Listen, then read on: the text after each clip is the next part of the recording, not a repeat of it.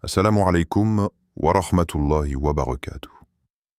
Le 24 février n'est pas une date ordinaire. Pendant que tu regardes cette vidéo en ce moment précis, quelque chose en toi tremble. Tu le sens, n'est-ce pas? Cette vibration dans ta poitrine. Ce frisson qui parcourt ton échine. Tu te sens appelé. Différent. Mis à part. Comme si Allah avait gravé ton nom dans un plan divin que personne d'autre ne peut voir, ne peut comprendre, ne peut même concevoir. Et je vais te dire quelque chose qui va te bouleverser. Ce n'est pas une coïncidence que tu sois ici. C'est un signal.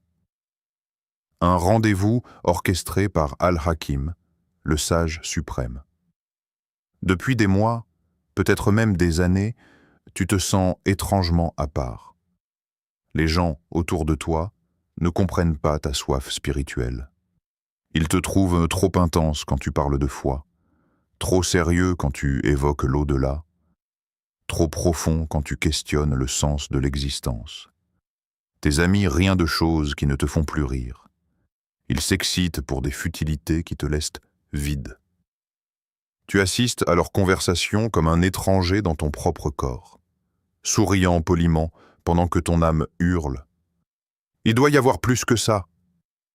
Tu te réveilles. La nuit, souvent entre 2 heures et 4 heures du matin. Ce n'est pas de l'insomnie ordinaire. C'est ce poids mystérieux dans la poitrine. Cette sensation électrique qu'Allah te prépare à quelque chose de massif, de bouleversant, de destiné. Mais tu ne sais pas quoi. Alors tu cherches des signes partout. Dans tes rêves qui deviennent étrangement vivides, dans les versets coraniques qui te frappent comme des éclairs, dans ces moments où tu pleures en prière sans même comprendre pourquoi les larmes coulent. Mais l'attente te consume de l'intérieur. Le doute s'installe comme un poison lent. Suis-je vraiment choisi par Allah ou est-ce mon ego surdimensionné qui me trompe? Tu regardes autour de toi et tu vois d'autres avancer, se marier, réussir professionnellement, pendant que toi, tu sembles stagner dans une zone grise incompréhensible. Les épreuves s'accumulent comme des vagues implacables, pertes financières, trahison amicale, maladies inexpliquées, solitude écrasante. Et la question te torture chaque nuit. Allah m'a-t-il oublié? Suis-je puni pour des péchés cachés? Non, non. Écoute-moi bien. Ces épreuves ne sont pas des punitions divines. Ce sont des forges spirituelles. Allah ne brise pas ses élus. Il les cisèle comme un diamantaire façonne une pierre brute. Chaque coup de marteau qui te fait mal est en réalité un coup de ciseau qui révèle ta vraie brillance. Les prophètes, les saints, les martyrs, tous ont été forgés dans le feu avant de devenir lumière. Aujourd'hui, le 24 février 2026 marque ton tournant spirituel. Je vais te révéler les 5 signes absolus, les preuves irréfutables qu'Allah déploie, son plan divin dans ta vie en ce moment même. Ces signes ne sont pas vagues ou génériques. Ils sont précis, chirurgicaux, bouleversants dans leur exactitude. Et à la fin de cette vidéo, je te guiderai pas à pas vers une dua puissante, une prière qui scellera ton acceptation consciente de ce destin choisi. Mais avant d'aller plus loin, écoute-moi attentivement. Cette vidéo n'est pas pour tout le monde. Elle est exclusivement pour ceux qui ressentent l'appel divin dans leurs os. Si tu es ici maintenant, ce n'est pas un hasard cosmique. Allah dit dans le Coran, « Allah guide vers sa lumière qui il veut ». 24-35. Il t'a guidé ici. Alors prouve-lui que tu es prêt à répondre. Abonne-toi à cette chaîne maintenant. Pas demain, pas plus tard. Maintenant. Ce simple geste est ta déclaration sacrée à l'univers entier. Je choisis consciemment de répondre à l'appel divin. Et dans les commentaires, écris exactement ces mots « Ya Allah, je suis prêt ». Ce n'est pas une superstition ridicule, c'est une affirmation de foi, un pacte spirituel. Fais-le maintenant avant que je continue. Je t'attends. Signe 1. L'isolement sacré. Quand la solitude devient sanctuaire divin, premier signe, tu te sens profondément, existentiellement seul. Mais ce n'est pas une malédiction. Écoute-moi bien. C'est une préparation divine méthodique. Regarde l'histoire prophétique. Moussa a passé des années dans le désert de Midian, isolé, inconnu. Issa se retirait constamment sur les montagnes pour prier seul. Et Muhammad, que la paix et le salut d'Allah, avant la révélation qui changerait l'humanité, passait des mois entiers dans la grotte de Hira, loin de tout et de tous. L'isolement précède toujours l'élévation. Allah éloigne stratégiquement les distractions pour que tu puisses l'entendre clairement, sans interférence humaine. Ton isolement n'est pas social, il est spirituel, nuance cruciale. Tu peux être physiquement entouré de centaines de personnes, familles, collègues, amis, et te sentir complètement invisible, totalement incompris. Pourquoi ? Parce qu'Allah t'élève progressivement à une fréquence vibratoire que les autres ne captent pas encore. Ils vivent encore dans les préoccupations matérielles pendant que toi, tu es déjà en train de goûter aux réalités spirituelles. Tes conversations avec eux semblent creuses, vides de substance. Leurs rires te paraissent forcés, artificiels. Tu cherches désespérément la profondeur, la vérité, l'authenticité pendant qu'ils surfent joyeusement sur la superficialité. Voici le signe précis et vérifiable. Tu préfères maintenant activement le silence sacré à la compagnie bruyante. Tu passes plus de temps en prière solitaire qu'en scrolling infini sur les réseaux sociaux. Les nuits de Tahajjud, ces prières de l'aube où le monde dort, deviennent ton refuge secret, ton oxygène spirituel. Si c'est exactement ton cas, commente maintenant « isolement sacré » pour confirmer qu'Allah te purifie activement. Ce processus de purification est atrocement douloureux, car tu meurs littéralement à ton ancien toi. C'est une mort spirituelle avant la renaissance. Les amitiés toxiques tombent comme des feuilles mortes. Les ambitions purement mondaines perdent mystérieusement leur éclat séduisant. Les plaisirs qui te captivaient avant te dégoûtent maintenant. Tu te regardes dans le miroir et tu ne reconnais plus cette personne. Et c'est terrifiant. Mais regarde attentivement ce qui grandit silencieusement pendant cette mort. Ta connexion viscérale à Allah devient magnétique. Ta clarté spirituelle devient cristalline. Ta force intérieure devient indestructible. Les tempêtes qui détruiraient d'autres personnes te trouvent debout, enraciné comme un arbre centenaire. Pourquoi ? Parce que tes racines plongent maintenant dans le divin, pas dans l'humain. Tu n'es pas seul dans un sens abandonné. Tu es choisi pour une solitude sacrée qui forge les leaders spirituels de demain. Regarde l'imam al-Ghazali qui s'est isolé pendant des années avant d'écrire Ihya Ulum al-Din. Regarde Rumi qui a traversé une solitude déchirante après la perte de Shams avant de produire une poésie qui illumine encore le monde. L'isolement que tu vis n'est pas une punition, c'est une incubation. Allah te prépare pour un rôle que tu ne peux même pas encore imaginer. Et voici la partie magnifique. Pendant que tu es seul avec Allah, il te remplit de ce que les foules ne pourront jamais t'apporter. Il te parle dans le silence. Il guérit tes blessures dans l'obscurité de la nuit. Il reconstruit ton identité loin des regards jugeants. Cette solitude est ton cocon divin. Bientôt, très bientôt, tu émergeras transformé, méconnaissable, radieux. Signe 2. Les épreuves ciblées, quand les tests deviennent des témoignages divins. Deuxième signe, absolument crucial. Les épreuves dans ta vie ne sont pas aléatoires. Elles ne tombent pas comme la pluie indifférenciée, non. Elles frappent avec une précision chirurgicale exactement là où tu dois absolument grandir.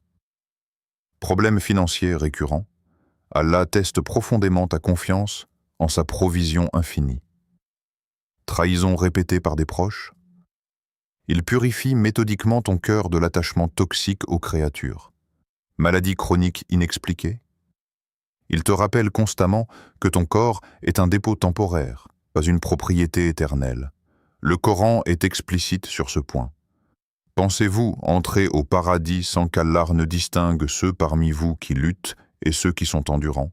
3. 142. Chaque épreuve que tu traverses est littéralement un diplôme spirituel.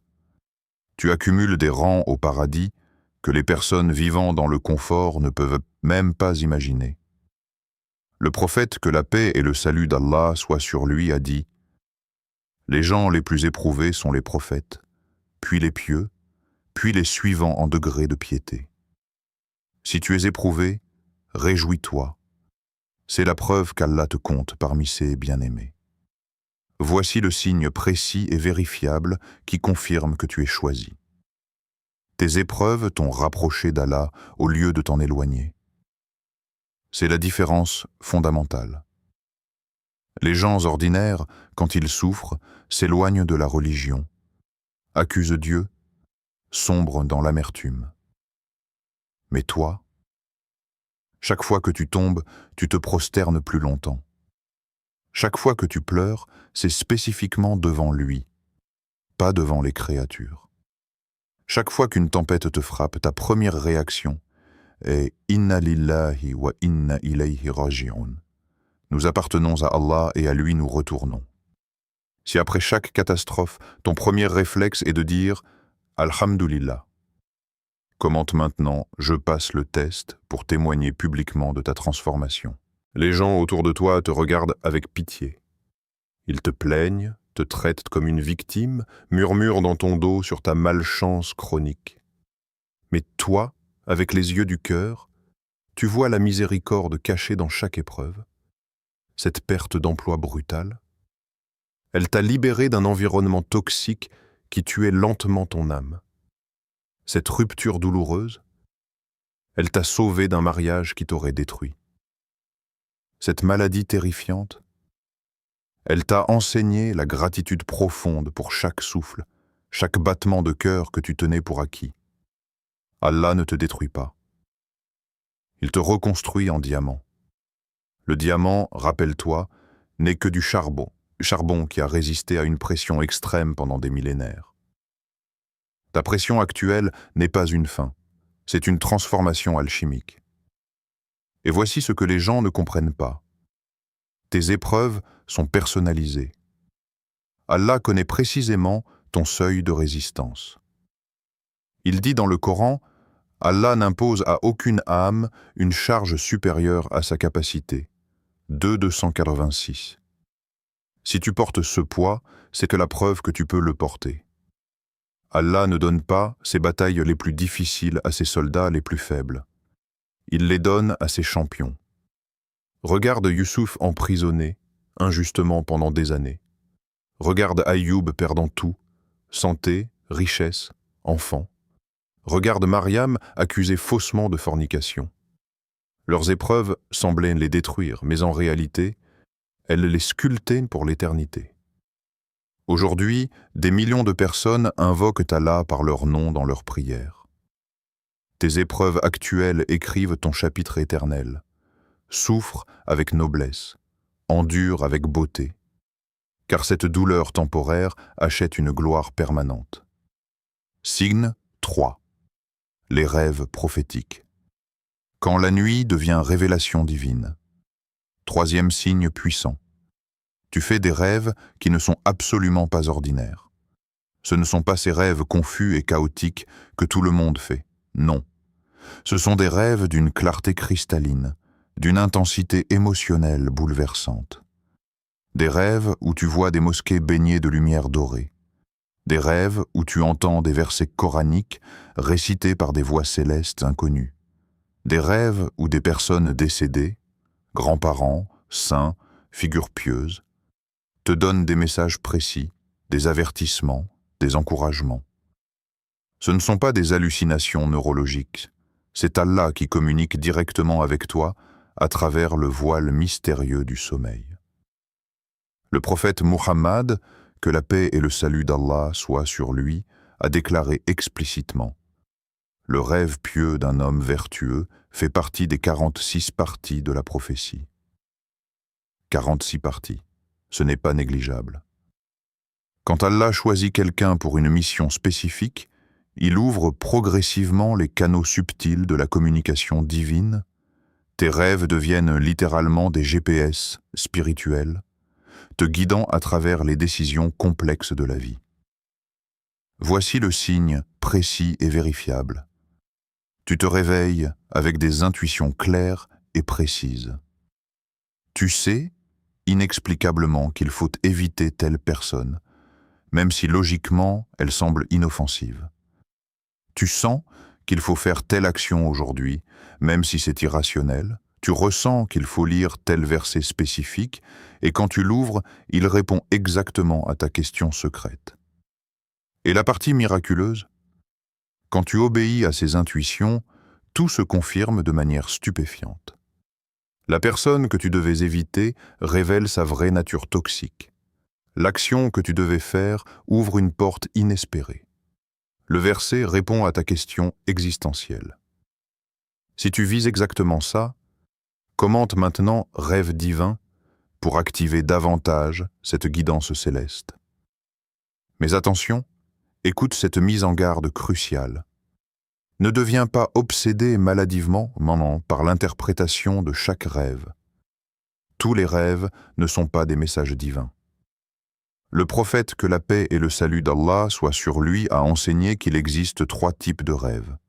Les rêves de Rahman, Dieu, les rêves de Shaitan, illusion, et les rêves de Nafs, subconscient. Comment distinguer? Les rêves divins te laissent avec un poids spirituel reconnaissable dans la poitrine. Une clarté émotionnelle qui persiste toute la journée. Une urgence sacrée d'agir selon le message reçu. Ces rêves-là viennent d'Allah. Tiens un journal de rêve, achète un carnet, place-le près de ton lit. Chaque fois que tu te réveilles d'un rêve significatif, note-le immédiatement avant que les détails s'évaporent. Date-le précisément, décris chaque symbole, chaque émotion, chaque couleur, puis relis ce journal dans 6 mois. Tu seras absolument stupéfait. Tu verras le fil doré de la guidance divine tisser ta vie avec une précision architecturale. Des rêves qui semblaient absurdes révéleront leur sens prophétique. Des avertissements que tu as ignorés te protégeront rétrospectivement. Des promesses qui semblaient impossibles se réaliseront concrètement. Et voici le secret que peu de gens connaissent. Plus tu honores tes rêves divins en agissant selon leur guidance, plus Allah t'envoie des rêves précis. C'est une relation dynamique. Si tu ignores constamment les messages nocturnes, Allah ferme progressivement ce canal. Mais si tu réponds avec obéissance, gratitude et action, il ouvre les écluses célestes. Imagine, Allah, le créateur de l'univers infini, choisit de te parler personnellement dans tes rêves. Pèse cette réalité. Le roi des rois communique avec toi, serviteur imparfait, à travers des visions nocturnes. C'est une intimité divine réservée aux élus. Ne la gaspille pas, honore-la, agis selon elle, et regarde ta vie se transformer en miracle vivant. Signe 4. La mort des anciennes versions. Quand tu ne te reconnais plus, et c'est magnifiquement parfait. 4e signe, absolument bouleversant. Tu regardes des photos de toi, il y a seulement 2 ans, et tu ne reconnais littéralement pas cette personne. Ce visage est le tien, mais l'âme derrière les yeux semble appartenir à un étranger complet. Ce que tu trouvais cool, branché, désirable te dégoûte maintenant viscéralement. Ce qui te faisait exploser de rire te semble maintenant pathétiquement vide et creux.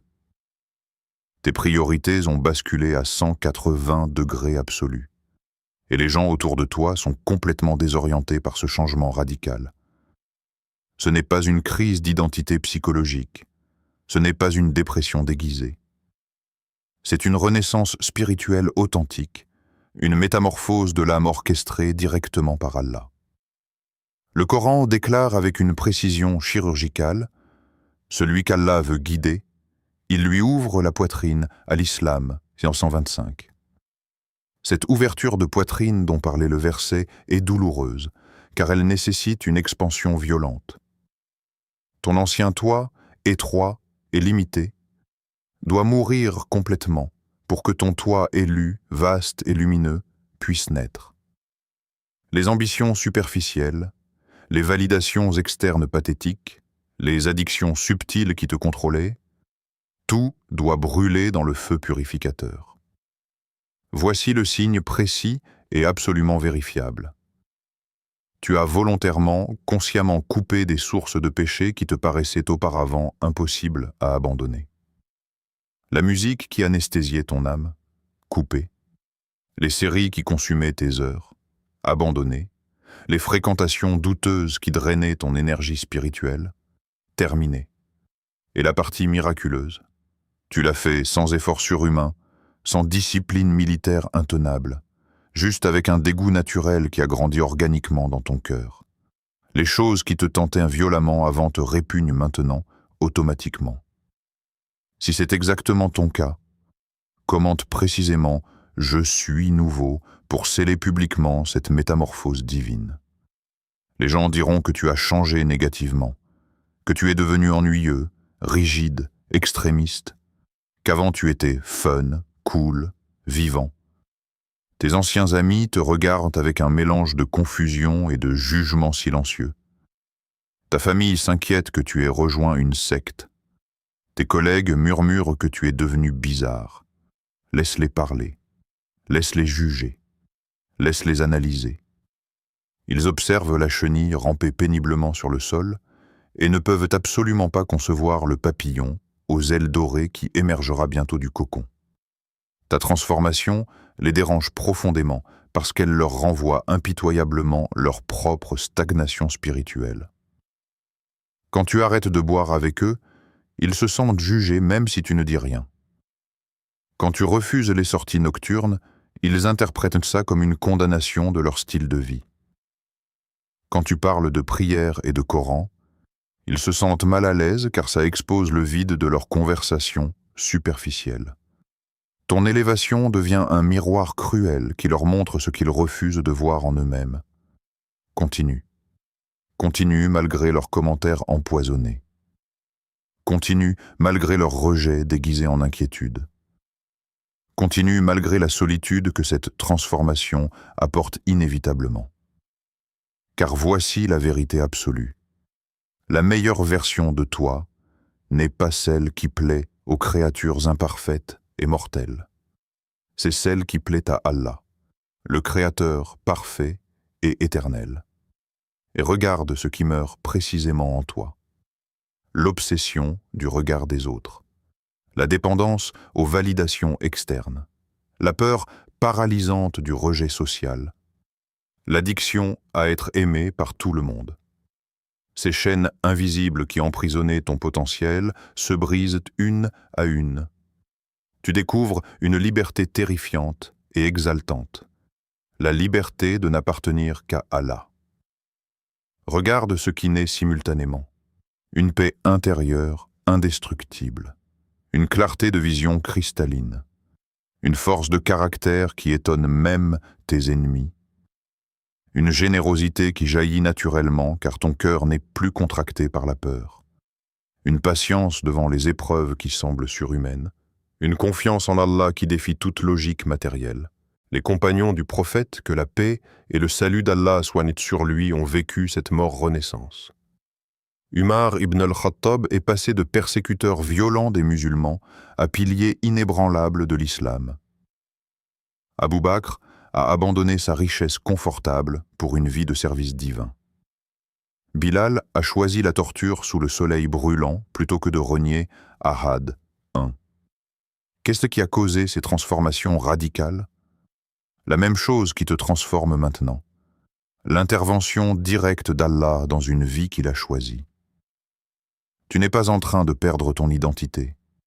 Tu es en train de découvrir ta vraie identité, celle qui existait avant que le monde ne te conditionne, avant que la société ne te formate, avant que les démons ne te déforment. Cette personne que tu deviens, plus pieuse, plus consciente, plus connectée, c'est qui tu étais censé être depuis le début. C'est ton blueprint divin original. Embrasse-la complètement. Signe 5. Les portes inattendues. Quand Allah ouvre ce que personne ne peut fermer. 5e signe, absolument miraculeux. Des opportunités surgissent littéralement de nulle part, défiant toute logique humaine. Un travail pour lequel tu n'étais objectivement pas qualifié sur le papier. Et pourtant, ils t'ont choisi. Une personne influente qui t'aide généreusement, sans raison apparente, sans lien familial, sans intérêt personnel, une solution élégante à un problème qui semblait mathématiquement, rationnellement, impossible à résoudre. Un pardon inattendu d'une personne qui jurait de ne jamais te pardonner. Une porte financière qui s'ouvre exactement quand ton compte bancaire touche 0. Ces événements ne sont pas des coïncidences cosmiques. Ce ne sont pas des hasards statistiques. Ce ne sont pas des chances aléatoires. C'est Allah al-Fattah, celui qui ouvre, qui redispose systématiquement l'univers entier en ta faveur. Il déplace des pièces sur l'échiquier invisible de l'existence. Il murmure dans le cœur de personnes à 1000 kilomètres de toi pour qu'elles t'aident. Il ferme des portes devant toi non pour te punir, mais pour te rediriger vers des portes meilleures que tu n'avais même pas imaginées. Le Coran promet explicitement, sans ambiguïté, « Quiconque craint Allah, il lui donnera une issue et le pourvoira d'où il ne s'y attend pas. » 65, 2 à 3. Lis ce verset 10 fois. Absorbe chaque mot, d'où il ne s'y attend pas.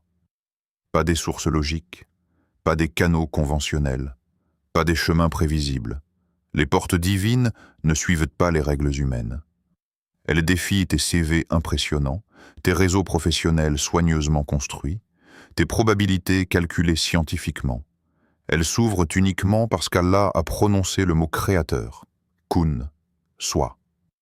Et instantanément, l'impossible devient réel. Voici le signe précis et vérifiable. Tu as reçu quelque chose cette année que tu n'as même pas explicitement demandé dans tes prières, mais dont tu avais désespérément besoin. Un pardon qui guérit une blessure de 10 ans. Une guérison médicale subite qui stupéfie les docteurs. Un retour miraculeux d'une personne que tu avais perdue. Une opportunité professionnelle qui tombe du ciel. Un sauvetage financier au dernier moment dramatique.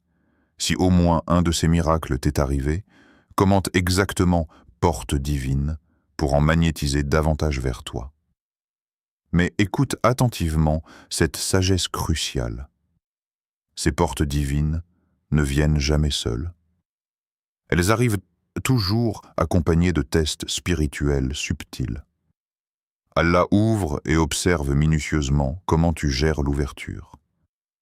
Restes-tu humble quand le succès arrive, ou deviens-tu arrogant? Reconnais-tu ouvertement sa main divine ou t'attribues-tu le mérite? Utilises-tu cette bénédiction inattendue pour le servir et servir sa création, ou pour nourrir égoïstement ton ego gonflé? Deviens-tu plus généreux ou plus avare? Plus reconnaissant ou plus exigeant? Chaque porte divine est simultanément un examen de caractère déguisé. C'est un test de maturité spirituelle. Allah veut voir si tu mérites des portes encore plus grandes. Regarde l'histoire de Sulaïman. Allah lui a donné un royaume sans précédent, un pouvoir sur les djinns et les vents, une richesse inimaginable. Et comment a-t-il réagi? Ceci est de la grâce de mon Seigneur, pour m'éprouver si je suis reconnaissant ou ingrat. 27-40. Même au sommet de la puissance, il reconnaissait le test caché dans la bénédiction. Passe cet examen avec une gratitude éclatante et une générosité débordante. Chaque fois qu'une porte s'ouvre, prosterne-toi immédiatement et dis « Alhamdulillah ». C'est uniquement par ta miséricorde, Ya Allah. Partage ta bénédiction. Si Allah t'a donné de l'argent inattendu, donne immédiatement en charité. Si Allah t'a donné une opportunité, aide quelqu'un d'autre à monter. Si Allah t'a donné une guérison, visite les malades. Si Allah t'a donné un pardon, pardonne à quelqu'un qui t'a blessé. Et voici le secret magnifique que peu comprennent. Plus tu partages les bénédictions divines, plus Allah ouvre de nouvelles portes. C'est une spirale ascendante infinie. La gratitude active attire davantage de grâce. La générosité multiplie les provisions. Le prophète, que la paix et le salut d'Allah soient sur lui, a enseigné. La charité n'a jamais diminué la richesse. Au contraire, elle l'augmente de manière invisible aux yeux matérialistes. Regarde aussi les portes qu'Allah ferme devant toi, ces rejets qui t'ont brisé le cœur, ces opportunités qui t'ont échappé au dernier moment, ces relations qui se sont effondrées mystérieusement. Avec le recul, ne vois-tu pas maintenant qu'il te protégeait? Ce travail que tu voulais désespérément, l'entreprise a fait faillite 6 mois après. Cette relation que tu pleurais, la personne a révélé sa vraie nature toxique plus tard. Cette maison que tu ne pouvais pas acheter, le quartier est devenu dangereux. Allah ferme des portes parce qu'il voit ce que tu ne vois pas. Il connaît l'avenir que tu ignores. Alors quand une porte se ferme brutalement devant toi, ne rage pas. Ne tombe pas dans le désespoir amer. Dis plutôt avec confiance absolue, « Ya Allah, tu fermes cette porte parce que tu m'en réserves une meilleure. Je te fais confiance même dans le rejet. » Et regarde. Dans 3 mois, 6 mois, 1 an, une porte tellement supérieure s'ouvrira que tu pleureras de gratitude pour cette fermeture qui te semblait une catastrophe. Si tu as reconnu au moins 3 de ces 5 signes profonds dans ta vie actuelle, ce n'est plus une spéculation vague, ce n'est plus un doute torturant, c'est une certitude. Allah t'a délibérément choisi pour un plan précis, spécifique, destiné. L'isolement sacré qui te forge dans la solitude. Les épreuves équelées qui te diplôment spirituellement. Les rêves prophétiques qui te guident à travers l'obscurité. La mort transformatrice de ton ancien toi limité. Les portes divines qui s'ouvrent miraculeusement contre toute logique. Ces 5 signes convergent tous vers un point focal unique. Le 24 février 2026, aujourd'hui même, est ton tournant cosmique. Mais comprends bien ceci. Être choisi n'est absolument pas synonyme d'être passivement spectateur. Allah t'a montré les signes avec une générosité infinie. Maintenant, c'est ton tour de répondre activement. Comment? Par l'action spirituelle consciente et déterminée. Écris dans les commentaires exactement ces mots « Je reçois ». Ce n'est pas une formule magique superstitieuse. C'est une déclaration sacrée de volonté libre. Tu annonces à l'univers entier, aux anges témoins, à ton âme profonde. Je ne fuirai plus mon destin divin. J'accepte l'appel. Je marche consciemment vers ce pourquoi Allah m'a créé. Partage cette vidéo immédiatement avec quelqu'un dans ton entourage qui traverse l'isolement écrasant, qui croule sous les épreuves incompréhensibles, qui se sent perdu dans l'obscurité. Ce message n'est pas exclusivement pour toi. Tu es peut-être l'instrument choisi par Allah pour éveiller un autre élu qui désespère en ce moment même. Ton partage peut sauver une âme du désespoir. Ne sous-estime jamais l'impact divin d'un simple partage. La dua promise, ta prière de pacte, et maintenant la prière puissante que je t'ai promise dès le début. Trouve un endroit calme. Éteins toutes les distractions. Lève tes mains vers le ciel comme un mendiant devant son roi. Ouvre ton cœur complètement, sans barrière, sans défense, et répète après moi avec une sincérité brûlante. Allahumma ya muqallib al-qulub, Ya Mudabbir al-Layli wa an-Nahar, Ya Hafidr, Ya Raqib, Ya Sami', Ya Basir. Ô Allah, celui qui retourne les cœurs à son gré, celui qui gère souverainement la nuit et le jour, ô protecteur vigilant, ô observateur absolu, ô celui qui entend tout, ô celui qui voit tout. Tu m'as choisi avant même que je te choisisse. Tu as vu en moi un potentiel que je ne voyais pas en moi-même. Tu m'as appelé alors que j'étais sourd. Tu m'as guidé alors que j'étais aveugle.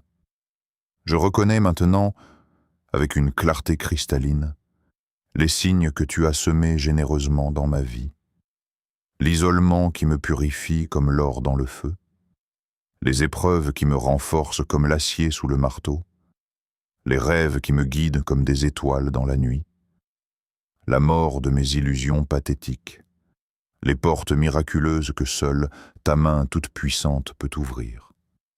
Allahumma, je cesse aujourd'hui de résister à ton plan.